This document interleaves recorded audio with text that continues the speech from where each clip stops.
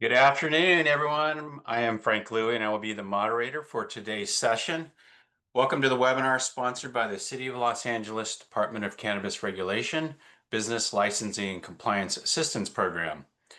The BLC programming is designed to assist social equity applicants in Los Angeles in obtaining a commercial cannabis license and operating a successful cannabis business. This installment of our 2025 webinar series focuses on access to capital and investor agreements, Part 2. Now, before we get started, let's take a moment to review some housekeeping rules. Please note that this webinar is being recorded and can be viewed only on DCR's learning management system after the editing process. You will be muted with cameras off for the duration of the webinar. This means that your camera and audio functions will not be available to you during the session. However, you will be able to see and hear all the panelists. There is an open chat box where you can interact with one another for networking or comment on the information. Please use caution when sharing personal information in the public forum and keep your questions focused on today's topic. Please ask questions about today's subject matter in the Q&A box. We are gathering and responding to your questions throughout the presentation, and we'll have a Q&A session where you will get responses in the last portion of today's event.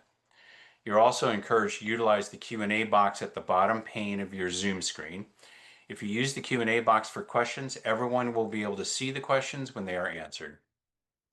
Finally, please note that today's content was not created by the Department of Cannabis Regulation or the City of Los Angeles and is for informational purposes only. This information is subject to change and does not replace or supersede the Los Angeles Municipal Code nor constitute legal advice. If you have any specific questions outside of today's topic, please call area code 213-978-0738 during business hours, Monday through Thursday, 10 a.m. to 4 p.m. to speak to a DCR representative. Now I would like to welcome today's presenter, Mr. Zachary Knox. Mr. Knox has been practicing law in the cannabis industry for 12 plus years. He is a co-founder and managing partner of the Knox and Ross Law Group. Mr. Knox is intimately familiar with the California cannabis industry and is nationally recognized as an expert in the field of cannabis law and regulation. Mr. Knox previously served on the City of Oakland's Cannabis Regulatory Commission, and his firm, the Knox and Ross Law Group, has been the contract legal services provider for several of the cannabis technical assistance programs across California, as well as in other states. Now, I would like to ask Zachary to join me on screen. Hello, Zachary. Hey, Welcome. Frank. Thank you Uh, for the warm introduction. Absolutely. Feel free to start sharing your screen and your presentation. Thank you. Okay. Hello, everybody, and thank you for having me back. I'm excited to be here again. Our topic today is part two of the Access to Capital and Investor Agreements presentation. Just to echo Frank's disclaimer, this presentation is for informational purposes only, should not be considered legal, financial, or other professional advice, and you may need to consult with an attorney or other appropriate professional to determine what may be best for your individual needs or your business's needs. Frank already gave you my background, but I've been doing this work in this space for quite a while. And thankfully, I've been working with the DCR and City of Los Angeles for quite some time to do these presentations. And I'm so excited to be back here again. We have quite a lot of information to share today. This is part two of an earlier presentation. Today, we're going to be focusing on the investor agreements. Got quite a bit of information to get through, so I'm going to be moving somewhat quickly to try to preserve time for Q&A at the end. But this is what we'll be covering today. Your core investment documents that you should expect to encounter, red flags in those documents that might undermine your protection, why professional document review should be non-negotiable for you. I'll give you some document negotiation strategies as equity entrepreneurs. We'll talk about questions that you should be asking your attorney, common mistakes to avoid, how to build investor relationships, and questions that you should be asking potential investors, and what might be red flag responses. So with that, we're going to dive right in. The first thing I want to share is that these essential investment documents that we are going to be talking about today are your legal protection, right? Relationships, particularly investment relationships, should not just be handshake deals. They require specific legal documents to protect both parties and then to clearly define their relationship. Understanding what these documents are and how they're used are crucial because they determine whether or not your ownership interest means anything at all. So we'll start with the core investment documents that you will encounter. Okay, the first thing is the term sheet. This is the foundation for every document that comes after it. They are often non-binding, although you will see some binding term sheets out there, or they may be partially binding, for example, around issues of confidentiality. Um, but in these term sheets, you should expect to see the basic outline of your deal terms. And what allows is for everybody involved to sort of get on the same page before you incur large legal expenses putting deals together. So, key sections that you should anticipate seeing in a term sheet is valuation. What is the valuation of your business from the investor's perspective or yours? What is the equity split going to be? What are the different ownership percentages? What are the voting rights? And then, if you are the sort of organization that's going to have a board, whether it's a board of directors for a corporation or potentially a board of managers for your LLC, if either party is going to insist on certain board rights, then those will probably appear in the term sheet as well. Why does this matter? This is where the circumvention schemes often first appear. The language may be innocent, but these documents can be used to start shifting voting power, board power, ownership percentages. Um, we'll start seeing some of that activity here if you're involved with a potentially predatory investor. Uh, Timeline, these are usually 2 to 5 page documents, and they are negotiated first before any other documents are beginning to be drafted. Okay. The next common document is going to be your operating agreement or your corporate bylaws. I call these the rules, right? This is the constitution of your business, and they often define how decisions get made in your business. And I don't mean day-to-day operational decisions that could be covered elsewhere, but we're talking about high-level organizational decisions. Okay, the critical provisions that you would expect to see here are voting procedures, uh, delineation of what does and does not require investor approval, profit distributions and the methods for calculating them, the management structure potentially, and day-to-day control, transfer restrictions and or buy-sell provisions. Those will often crop up in your operating agreement or your corporate bylaws. Why is this crucial? These provisions can override potentially your ownership percentage through alternative voting structures. So the red flag that I would want you to be on the looking out for when you see these documents is any section that potentially gives your investor veto power over operational decisions. We would anticipate that there may be some veto power on high-level corporate organizational decisions. So, for example, whether to wind up the business, whether to sell the business, whether to merge, those are all examples of high-level corporate organizational decisions that you would expect to have to get shareholders on board with. But operational day-to-day decisions, right? What vendor do you buy from and for how much? Uh, be cognizant if these documents begin to dive too much into that level of detail. It would seem to me that that is an effort to um, co-opt total management power over the business. The next document is the subscription agreement.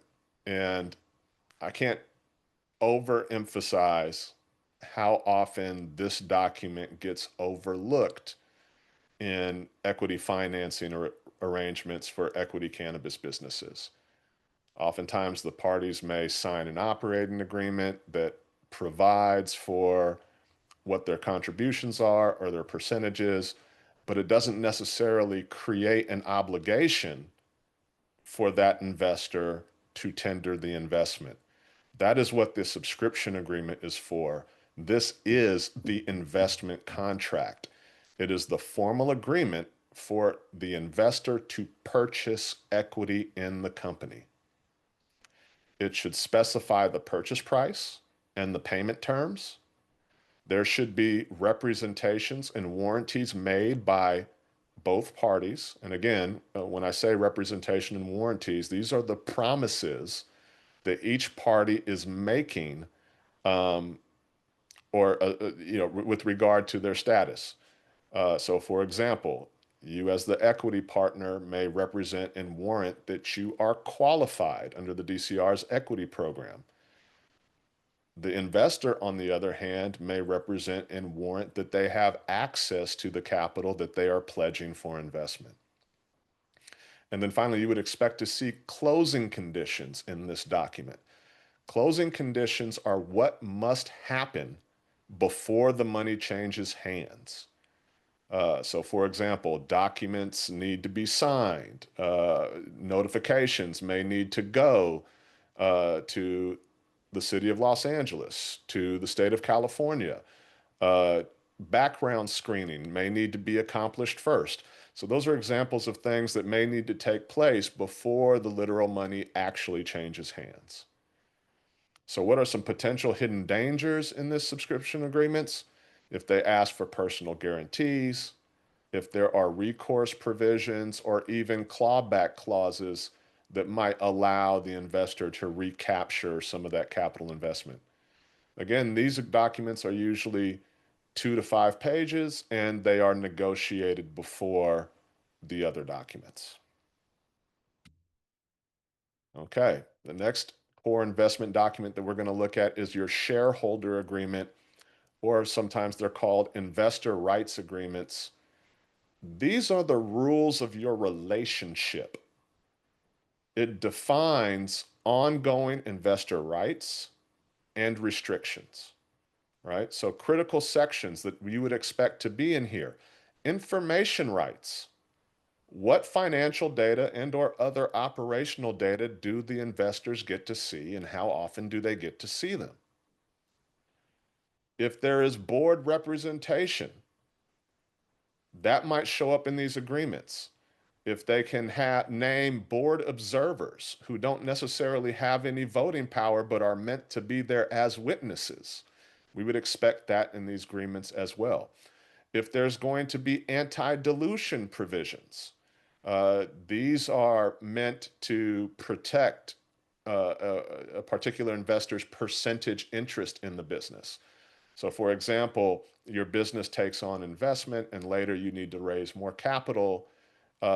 These provisions might limit how you go about doing that to protect the investor's position in the business. Um, you, as equity applicants, have your own limited dilution protection that we're going to talk about later. But these sorts of anti-dilution provisions typically only protect the investors and not necessarily you.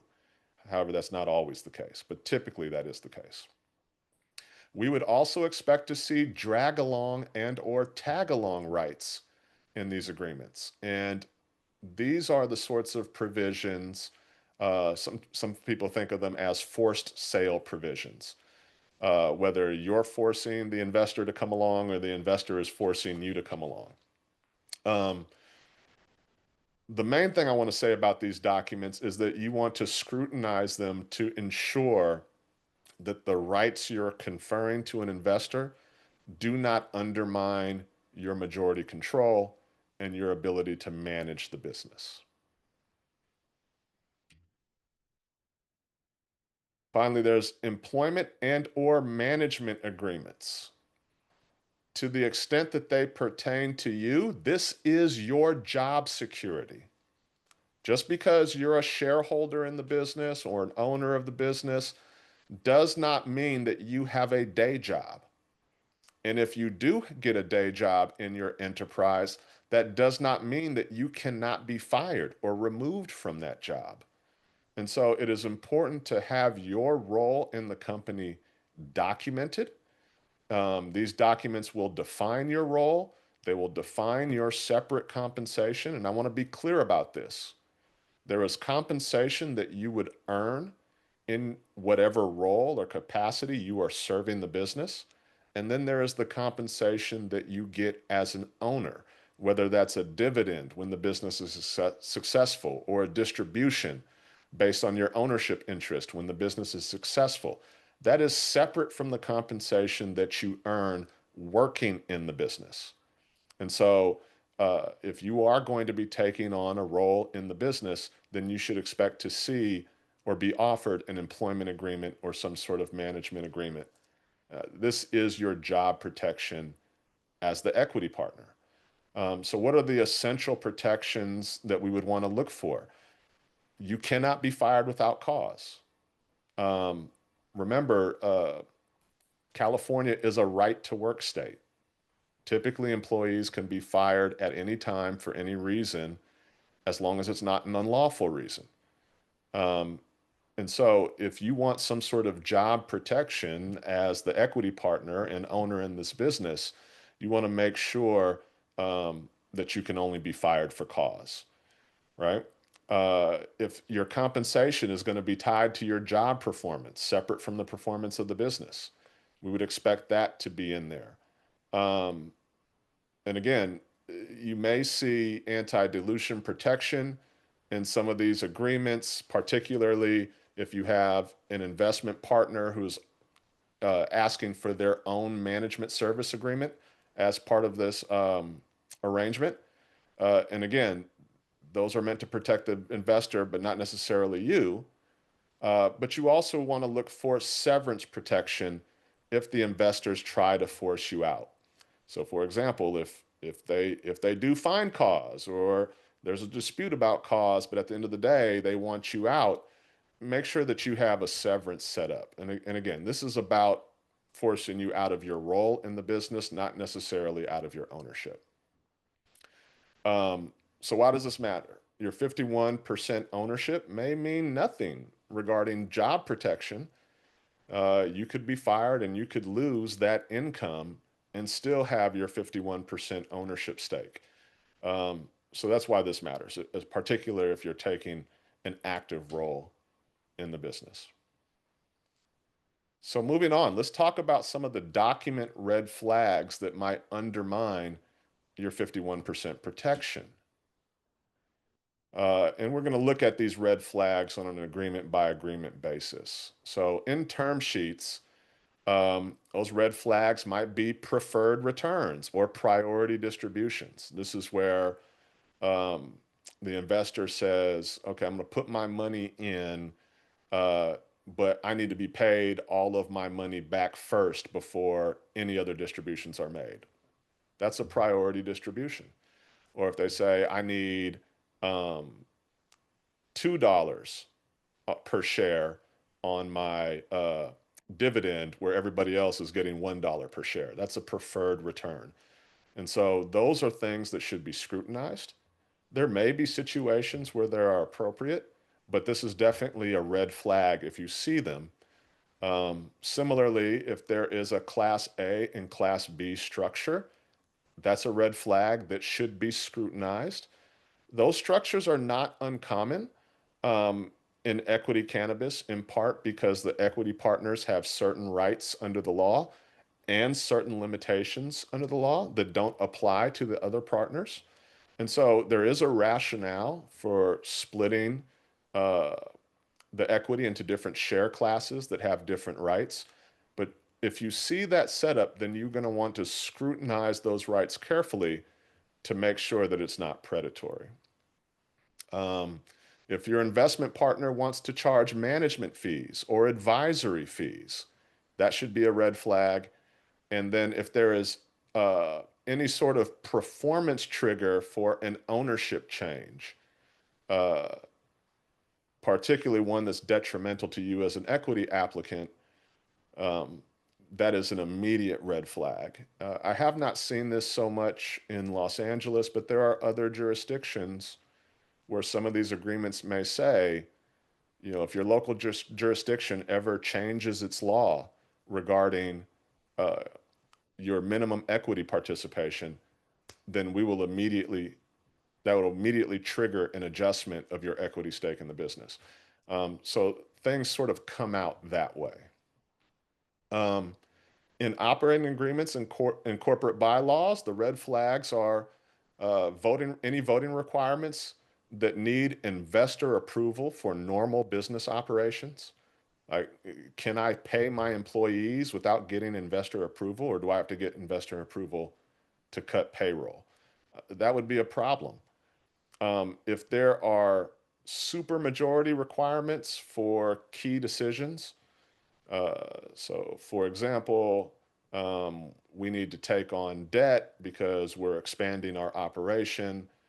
Um, if we as a board cannot decide that on a simple majority vote, and that's going to require a supermajority vote, um, which is defined as anything more than 51%, um, then that may also be a red flag. And then finally, any sort of complex profit distribution formula that favors the investors, that's also an immediate red flag that should be carefully scrutinized. So, in regard to subscription agreements, the red flags we would want to look out for are any sort of personal guarantees or recourse provisions, clawback clauses that let investors take back equity or their investment funds, and any conversion features that could dilute your ownership. Not that conversions are inappropriate per se, but if the impact of the conversion is to dilute your stake in the business, particularly below the threshold required, then that is an immediate red flag that you should be scrutinizing. In shareholder and investor rights agreements, we're looking for options, often called put options. This is where the investor can force you to buy them out, or call options, where the investor can force you to sell your interest to them. Both of those could be problematic. Drag along rights are similar in that they can force you to sell to a third party when the investor decides that they want to exit. And then, of course, any sort of board control despite minority ownership is also a red flag that we would see in these shareholder and investor rights agreements. All right. So, why is professional document review non-negotiable for you? And to put it simply, cannabis plus equity equals double complexity. See how I did that? Um, a general business attorney may miss or ignore some cannabis specific issues. Corporate attorneys are not necessarily trained in social equity. They may not understand, or they may disregard, or they may just flat out not believe or value social equity requirements. So ideally, you would have access to legal expertise who is experienced in both the cannabis industry here in California and social equity deals. The sort of things that good legal review will catch is hidden control provisions that they disguise as standard language, economic terms that don't match the ownership structure that you think you're getting, any sort of personal liability exposure that you didn't necessarily know you were taking on, and then compliance issues that could jeopardize specifically your social equity status. Your partners are not social equity qualified, and maintaining your compliance may not be top of mind for them. Um, and the reason why this is so important is that there is a cost to making bad decisions, right? One predatory provision can cost hundreds of thousands of dollars in profits. Poor voting structures can lock you out of the decision making for your own business. Weak employment protections can leave you jobless in your own company. And then, of course, it's always less expensive to see the legal professional first. Legal fees to fix bad situations almost always cost more than what you would have paid to do it right in the first place. So with that being said, let's talk about some document negotiation strategies for you as equity entrepreneurs. So number one, start with your non-negotiables. Economic rights match ownership percentages.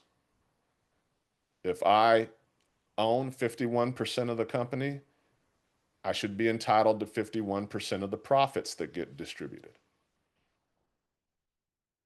Voting control stays with the majority owner. If you are the majority owner, you should have majority voting control. No personal guarantees whatsoever. You should not be accepting any personal guarantee or recourse against your personal assets if the business fails. You also want employment protection that can't be undermined by investor votes. Now, again, this may only be applicable if you anticipate working directly in your business. If you're not, this may be less of an issue. But if you are, make sure that that cause provision shows up in your management agreement or employment agreement so that you can't just be voted out of your role. Use your 51% requirement as leverage. These investors often need your social equity status more than you need their specific money. Now, that may seem counterintuitive because, as we know, equity operators are under-resourced by definition. So you absolutely need investment. But if the investor is predatory, do you need that particular investor? Do you need their specific money? And I think the answer is no. These investors are approaching you because they want to be in this industry, and the avenue to get there right now is to partner with equity participants. It may be difficult to find these investors, but they are out there. And so don't think that you should have to compromise your protection and your rights to bring in any one particular investor. Other investors do exist, and your protected position is unique and valuable. Don't accept what they're calling standard terms that were not designed with social equity businesses in mind. The social equity landscape is unique that way. So, to give you a rough idea, once you begin negotiating with an investor, the timeline that you see on the screen should be sort of what you expect. It may take 1 to 2 weeks maximum to negotiate a term sheet.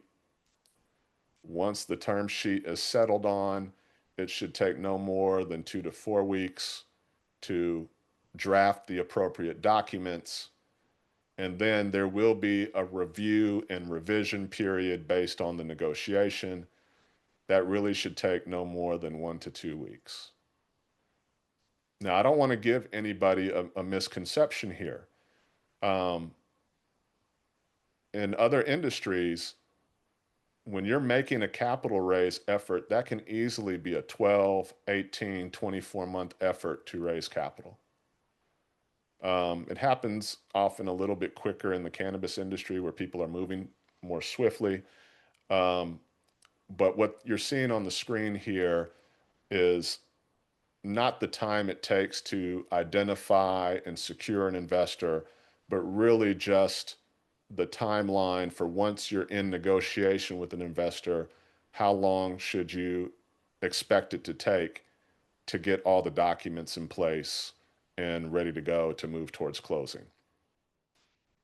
I say that because in, investors, particularly predatory investors, will try to create um, pressure to have you sign quickly or to have you forego professional legal review. This is always a red flag. You do not have to rush this part of the process. This timeline here reflects generally what I think it should take to complete the documentation work, but don't ever let a prospective investor rush you through your process. That is always a red flag. So let's move on to some of the questions that you should be asking your attorney when you're in this process. And we're just going to go through these one by one. Does this structure preserve my 51% economic rights? Yes, you may have the 51% ownership, but does it preserve your economic interest? What decisions can investors force or block? Can I be removed from management against my will? What personal liability am I taking on, if any? With regard to the documents, how do these documents interact with social equity requirements? 6, what are the worst case scenarios if this business struggles to get off the ground or just struggles generally in operation? And if you're evaluating an attorney and you don't have a relationship with them already, you should definitely be asking, can you show me examples of better terms that you've negotiated? All right. Let's talk about some of the common mistakes that you want to avoid. Signing quote unquote compliant deals that strip you of your economic power. The trap here is that the agreement may technically follow the 51% rule, but leave you with minimal economic benefit. Now, again, we're talking about the document package as a whole. Your protection that you're looking for, any deal that separates your ownership percentage from your profit percentage, you should presume to be a scam and scrutinize how that's being effectuated very carefully. I want to remind everyone that the 51% ownership rule exists to protect you, not just to create a compliance hurdle or paperwork. Okay? The second common mistake to avoid is not understanding complex deal structures. The problem here is that investors may use sophisticated legal language to hide unfavorable terms. Common tricks are often referred to as waterfalls or promotes, preferred returns, management fees. If the deal structure cannot be explained in simple terms, don't sign it. Get help. The third common mistake to avoid is accepting what they call industry standard terms. I'm doing a lot of air quotes today. The trap here is being told that certain terms are just how cannabis deals work. The reality is that many standard terms in the cannabis industry are already predatory because investors know that equity entrepreneurs have limited options for raising capital. So your protection here is the knowledge that your 51% means that you don't have to accept standard terms. You can demand better. And if they're not willing to work with you, then they're probably not the right capital partner. The fourth common mistake to avoid that we want to talk about is rushing to close because you need the money now. There's pressure in this business, right? There's regulatory deadlines, there's bills coming due. Investors know that you're desperate. And sometimes they will artificially create that by reaching out to you at the last minute. They are trying to create urgency in your mind so that they can spring the trap and insist on you signing agreements without proper legal review because the offer may soon expire. All right? Good, responsible, ethical investors will want you to get your own legal advice. The predatory ones will discourage it. And the fifth common mistake I want to talk about is choosing based only on who says yes. There is a temptation here. All of your businesses are in need of capital and may be desperate for capital.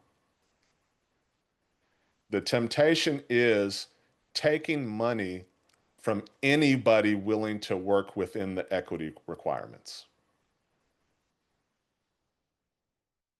Don't say yes just because they say yes. Predatory investors target equity businesses, knowing the constraints. For quality investors, the quality of the investors should matter more to you than the speed of the funding. Getting into a relationship like this with an investor is a partnership. Sometimes I often think of it akin to being married. Take that seriously. The quality of your partners is more important than how quickly they can put the funding in your pocket. So let's talk about how we build healthy investor relationships. So, building investor relationships starts before you need the money. Network within the cannabis industry, attend industry events and conferences, build relationships with other successful operators, and establish your credibility through small wins. Okay? During the fundraising process, be transparent about the challenges and the risks your business faces. Provide regular updates. And once you have funding in place and you're operating, provide financial reports. Be responsive to investor questions and show them how you will use their money to grow. And then, of course, after you've taken in their investment, maintain regular communication. Hit your milestones and projections, and then let them know you've done so. Use your investors' expertise and connections to benefit your business. You may recall just a couple slides ago, we talked about one of the common pitfalls of taking on an investor just because they said yes to giving you the money. The best investors offer more than just capital. They often have unique, relevant experience to your industry. They have a network and connections that could be leveraged to the benefit of your business, in addition to the capital. And so, if you're lucky enough to find one of these investors and to be able to cut a deal with them, make sure that you are utilizing everything they have to offer. And then prepare for future funding rounds. Oftentimes in this industry, folks will come up with their budget to get the business off the ground. They go out and seek investors, and maybe they can raise some capital, um, but don't necessarily think about additional capital needs further down the line. What if your business is successful? Right? People always think about what happens if I fail. Well, what happens if you succeed? right? What happens if the business needs to grow? Yeah, you could try to cash flow it, but you may miss out on certain opportunities. So be prepared to go back and raise capital again under certain circumstances. So, with that, let's get to the questions that I would want you to ask of your potential investors. One, how do you structure deals to comply with the city's 51% equity requirement? See how they answer that one. Can you show me examples of term sheets and operating agreements from other social equity deals you've done?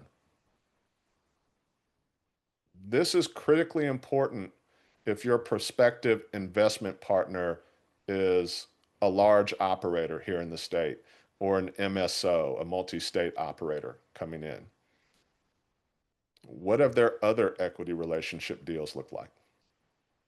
Three, will my economic rights match my 51% ownership percentage in all of the legal documents?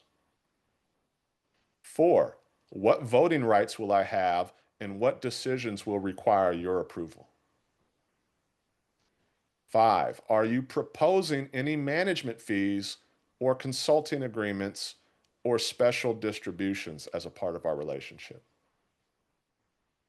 Six, what other cannabis businesses have you invested in? You definitely want to get that answer because it gives you an opportunity to perform some due diligence within the industry on that particular investor. Seven, do you support the goals of the equity program or just see it as an opportunity? Listen carefully to how they answer that. The predatory investor who's savvy is going to tell you that they do support the goals of the equity program. Make sure that their words and deeds match up. Number eight, what employment protections will I have as a managing member or an owner of the business? Nine, can you provide me references from other equity partners you've worked with? 10, what are your expectations for returns and your timeline? 11, what happens if I want to buy you out in the future? Is that on the table? And then 12, who will draft the investment documents? And can I have my attorney review everything before I sign? All important questions. So let's talk about some of the red flag responses to watch out for as you ask those questions. Well, we'll structure it so everyone stays compliant without showing you the actual documents. Or your ownership percentage and profit share will be different for business reasons. Or we'll need some management fees to cover our costs. Okay? Again, these are standard documents. You don't need extensive legal review. Or the term sheet covers everything. The other documents are just formalities. If they demonstrate any reluctance to providing references from other social equity partners when you know that they've done deals with other social equity partners. And then again, any pressure to sign quickly without the aforementioned legal review that you're entitled to. These are all red flag responses. And with that, we have concluded our presentation, and I'm happy to move on to Q&A. Thank you, Zachary. Valuable information. And very thorough, a lot there, but done in a way that really helps the community understand some of the things that they need to look out for, prepare for, and negotiate through. We've got a couple great questions, and we'll just kind of jump in. Daniel asked a great question here. and I'll try to articulate this in a way to summarize it. Is there a way to have a new contract written up after the fact? Say you signed a predatory contract. Is there a way to reverse these documents if you have many of the red flags that you just mentioned? How do you unravel that, right? Let's assume he was jumped in and maybe was a little aggressive, but does that make sense? Yeah. Yeah, it's a great question, Yeah. and it's not an uncommon occurrence Yeah. at Yeah. all. Um, so a couple things. Documents can always be amended and revised. That's always the case. The challenge, however, is going to be um, it usually requires mutual Mm, assent or mutual agreement amongst the parties. And if you are really involved with somebody who is a predator, then they're going to withhold that consent. And so I think at that point, the question becomes how much leverage do you have in the situation? mm, Is the document so egregious that you can get support from regulators? Is it so egregious that it could get thrown out in a litigation as being unconscionable? And there are mm, certain standards that the egregiousness of the terms would have to rise to for a court to unwind that deal. So mm, it's going to be very situation specific. I would just leave you that it can be very hard to unwind contracts that have already been established. But if you can get municipal support, let's say the non-compliance of the agreement puts the operation in jeopardy of having its permit suspended or license suspended, that could be leverage enough to get it fixed. If the agreement is undermining the value of the business, that could be leverage enough to sort of persuade the capital partner to come back to the negotiating table. And then obviously, if the agreement is just really bad, then sometimes the courts will unwind it as well. But it is always much harder to fix a bad situation than it is to do it right from the beginning. yeah. Yeah. That's great. And obviously, I assume the business's legal counsel would be helping to determine if you have some leverage, right? Um, I would not rely on that. no. And here's why. Yeah. The Yeah. business's legal counsel represents just that, the business. Hmm. And you may find that they don't want to touch Uh, disputes amongst partners. yeah. Interesting. And so this is why I recommend to everybody on this call, make sure you have your own legal representation. Yeah. And unless your own private attorney is also the business's attorney and they're sort of playing some dual role there, but Yeah. typically the business's legal representation will represent just that, the business. And they might represent individual owners in disputes outside of the business, but maybe tangential or related to the business. Hmm. But very rarely will they get involved in disputes amongst partners. Yeah. That's Yeah. where having your own legal contact is going to be really important. Yeah. Makes sense. Thank you for that clarification. Mhm. Here's another question that came up. I'll keep this one anonymous. I think I see the note here, but and this is really interesting because I think this is probably more common than most people realize. What contractual safeguards can social equity operators include to protect their business and licensing status with DCR and DCC when entering into a management agreement with a firm that has been issued a notice of noncompliance or cited for serious operational violations? Mm, Right. So the management agreement and the firm managing, right, yes. has been put on Dis notice. disallowed. And Yeah. that has come up, Yeah. not just with management companies, but even owners who may have an interest in multiple licenses and got in trouble with one business over here. And now that's implicating your business because they're also involved in your business. And so, you know, let me just start with from the management perspective. If you're in a management agreement with somebody who's in that position, you want to make sure that the management agreements have exit clauses. And there may be a number of different scenarios that the exit clause um, that could trigger the exit clause. One of those should be if for whatever reason the manager is determined to no longer be able to lawfully participate in this industry, then that is a trigger for termination of that agreement. Mm, And similarly, this is where, buyout clauses in your governing documents and in your investor documents might be appropriate. Everybody at the start needs to pass a background check, for example.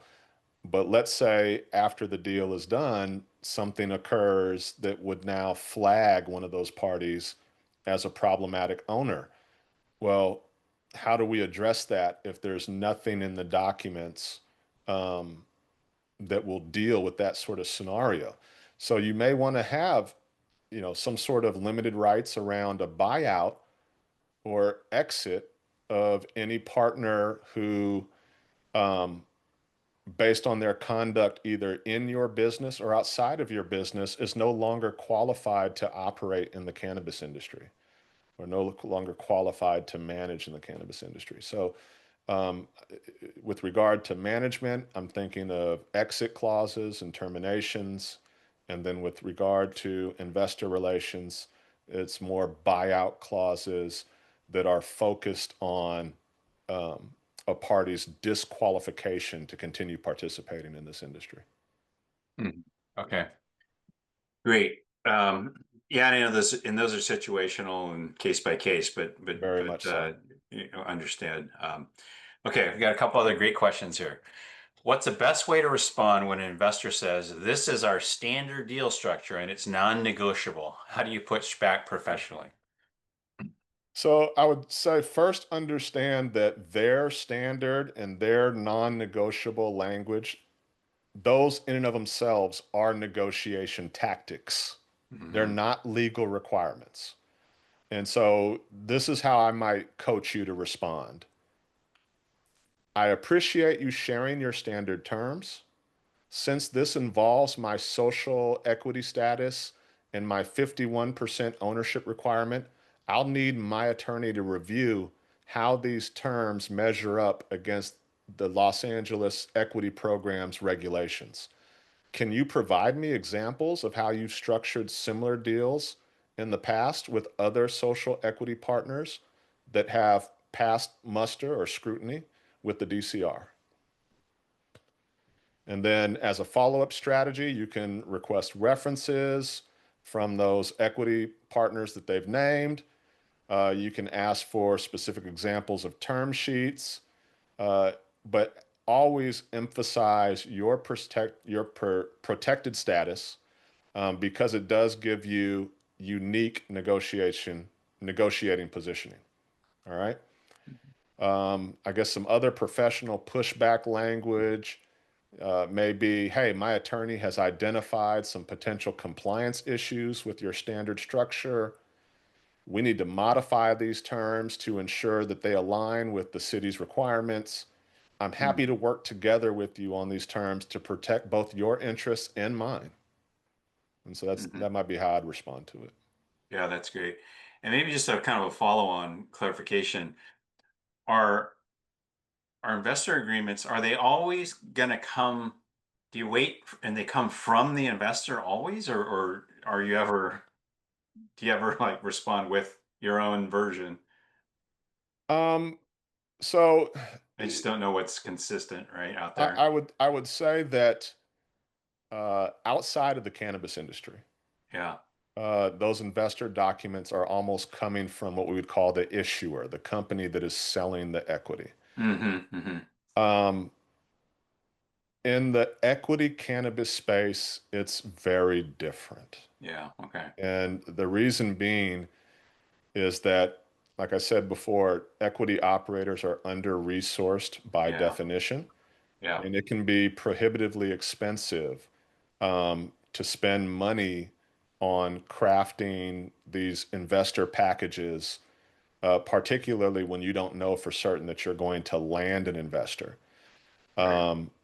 The investors in this space are the capital partners. They're the ones with the liquidity to hire attorneys. Hmm. Thankfully, through programs like the DCR, you can get your documents reviewed, either in office hours with one of the subject matter experts, or if you still have uh, free pro bono hours available with the LA County Bar Association, then you can have those documents reviewed to ensure that they're protecting your interest.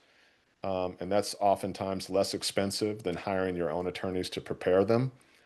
And so I think the Yeah. tables have sort of turned in this equity space, and Yeah. it's more common that the investors are presenting their package to the Hmm. operators. Yeah. That makes sense. And thank you for that clarification versus other industries, because Mhm. that's a nuance that is definitely valid.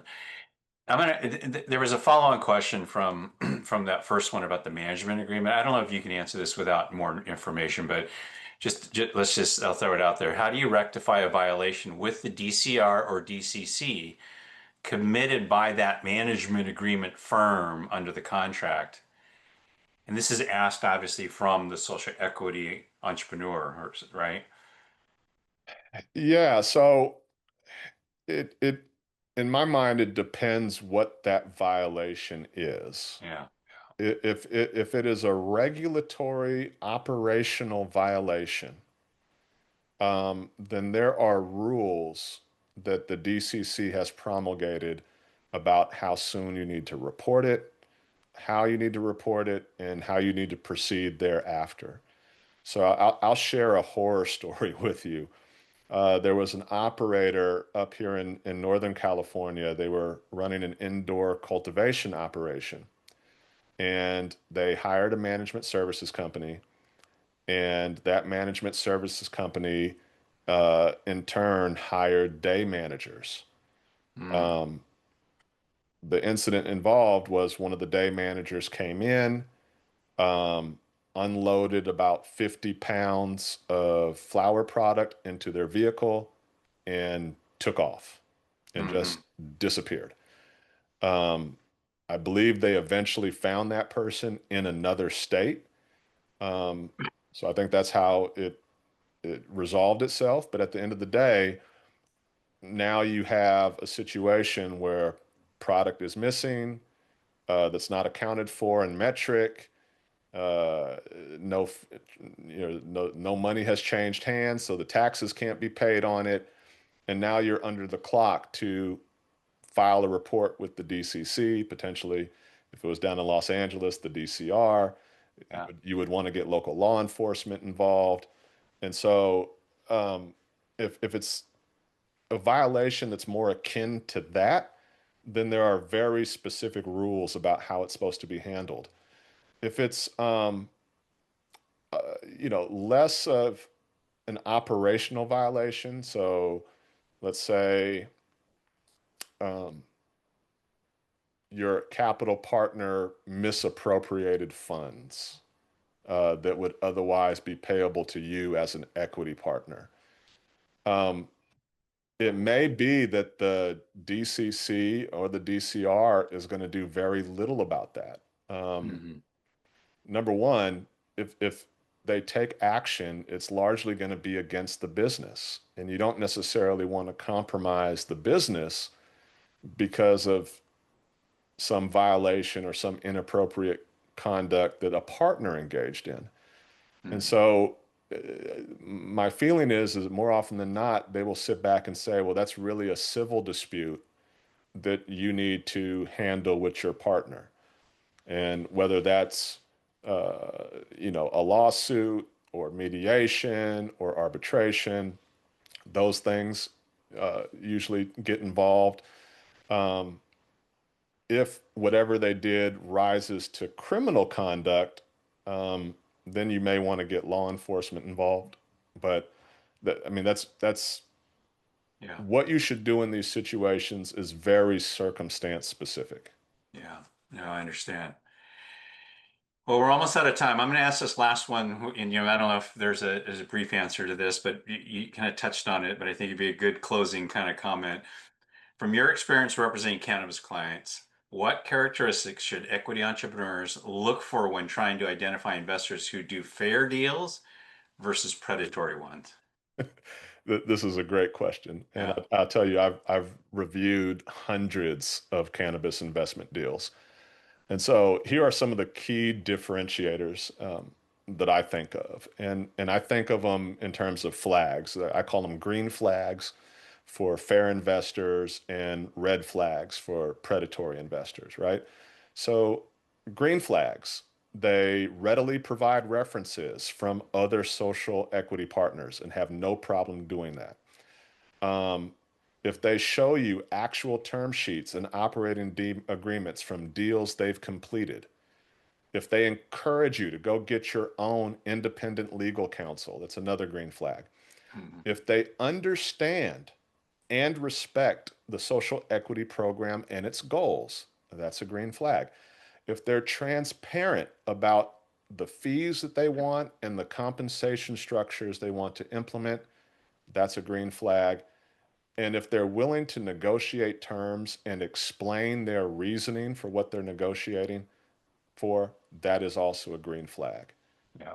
On the flip side, red flags, if they refuse to provide references or claim confidentiality, if they pressure you to sign quickly, particularly without legal review, if they're dismissive of the social equity program and they just see it as legal compliance, if their fee structures are complex and they can't explain them simply, if they have a history of only working with equity businesses, there may be targeting going on. And if they're reluctant to show examples of deals that they've completed, those are all red flags. And so I think I would leave that with, three questions that you can ask, and these are sort of due diligence questions. Can I speak with two or three other equity entrepreneurs that you've funded? Or what percentage of your cannabis investment portfolio are with social equity businesses? And then finally, how do your management fees compare to industry standards? I think the best Yep. investors will want you to be an educated partner who understands the structure of the deal. Great. Great. Well, great response to come to our wrap up here, Zachary. Thank you again. I wanted to just kind of reemphasize the value of these webinars and the content library that the LMS system provides. One of the participants had said, I wish I had seen this, watch this webinar before I entered into my contract agreements. And I would say there's lots of good information and content available in the library and to come following the rest of the year. And I would encourage participants and operators to take advantage of that. So with that, thank you again, Zachary, for presenting today. Thank you all for attending this informative webinar offered by the City of Los Angeles Department of Cannabis Regulation. This webinar recording will be found on DCR's Learning Management System after the editing process. If you have any questions on accessing your account, please email dcr.sep@lacity.org. Thank you again for joining us and have a wonderful day. Thank you.